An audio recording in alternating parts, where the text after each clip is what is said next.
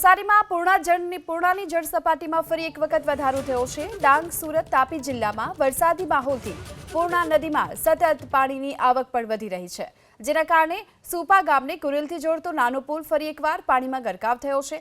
5 ગામના લોકો પરેશાન થઈ રહ્યા છે।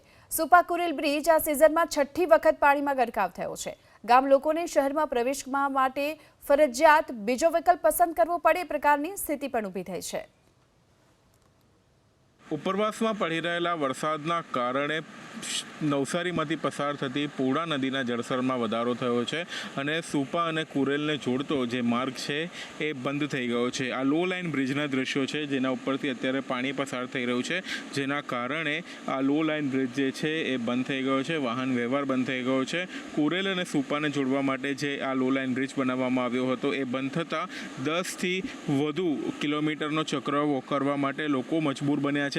ખાસ કરીને આ વિસ્તારની વાત કરીએ તો આ પૂર્ણા નદીનો વિસ્તાર છે કે જ્યાં અત્યારે પાણી સતત વધી રહ્યું છે અને ખાસ કરીને જે લો લાઇન એરિયાઝ છે, અત્યારે ભરતીનો સમય છે અને આ ભરતીના સમયમાં પાણી વધવાની શક્યતા છે, જેને લઈને નવસારી જિલ્લાનું વહીવટીતંત્ર તમામ નદીની સપાટી ઉપર બાજ નજર રાખીને બેઠું છે। જોકે ઉપરવાસમાં પણ સતત વરસાદ વરસી રહ્યો છે, જેના કારણે પૂર્ણા, અંબિકા અને કાવેરી નદીની સપાટીમાં વધારો થવાની સંભાવના પણ દેખાઈ રહી છે।